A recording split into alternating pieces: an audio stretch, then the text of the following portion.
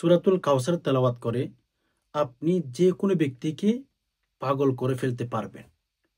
হালালভাবে যদি আপনি কোনো ব্যক্তিকে আপনার প্রতি আকৃষ্ট করতে চান, যে আপনার কথায় উঠবে বসবে, ওইরকম যদি করতে চান, যেমন আমি উদাহরণ হিসাবে আপনাকে বলতে পারি, আপনার স্ত্রী আপনাকে ভালোবাসে না, আপনাকে পছন্দ করে না, পরকীয়া করে, ওকে?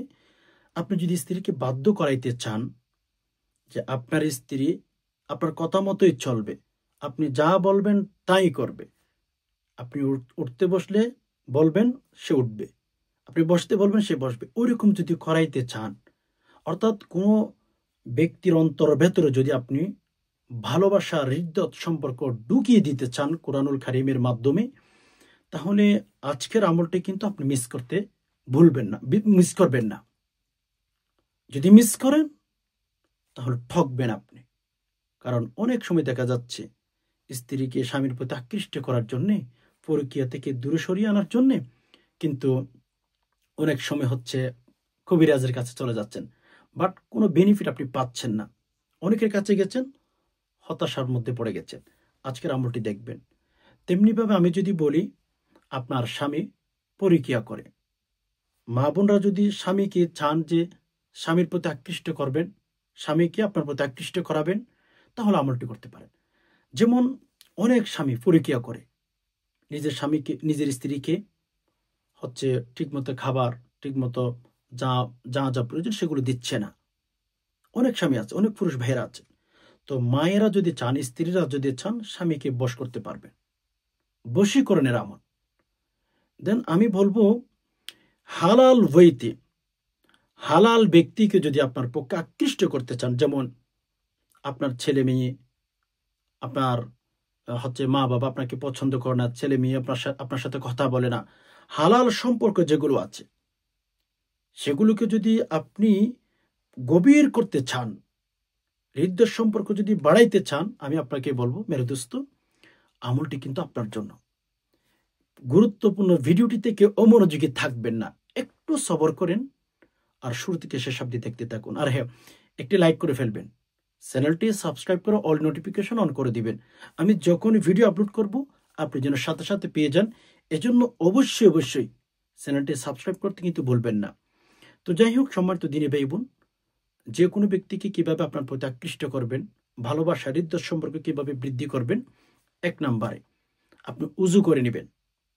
উজু করে নেওয়ার পরে 2 রাকাত সলাতুল হাজত নামাজ পড়বেন, 2 রাকাত সলাতুল হাজত নামাজ পড়বেন। ওকে, ফাইন। এখন আপনি ধরুন উজু করেছেন, 2 রাকাত সলাতুল হাজত নামাজ আপনি অলমোস্ট শেষ করেছেন।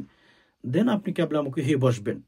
কিবলামুখী হয়ে বসে 3 বার ইস্তিগফার, আস্তাগফিরুল্লাহ আস্তাগফিরুল্লাহ আস্তাগফিরুল্লাহ 3 বার।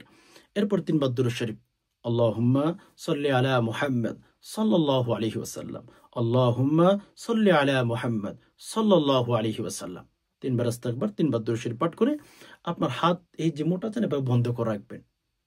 বন্ধ করে সেখানে 3টি ফু দিবেন, এভাবে 3টি ফু দিবেন। এরপর সূরাতুল কাউসার 21 বার তেলাওয়াত করবেন সহিহ শুদ্ধ করে। বিসমিল্লাহির রহমানির রহিম, ইন্না আ'তাইনাকাল কাউসার ফাসাল্লি লিরাব্বিকা ওয়ানহার ইন্না শানিআকা হুয়াল আবতার। সহিহ শুদ্ধ করে একটু খেয়াল করুন।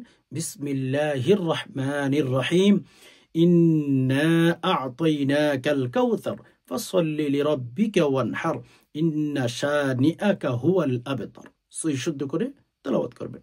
সহিহ শুদ্ধ করে তেলাওয়াত করে আপনি শেষে 3 বার আবার দুরূদ শরীফ পাঠ করবেন। আল্লাহুম্মা সাল্লি আলা মুহাম্মদ সাল্লাল্লাহু আলাইহি ওয়াসাল্লাম, আল্লাহুম্মা সাল্লি আলা মুহাম্মদ সাল্লাল্লাহু আলাইহি ওয়াসাল্লাম, আল্লাহুম্মা সাল্লি আলা মুহাম্মদ সাল্লাল্লাহু আলাইহি ওয়াসাল্লাম।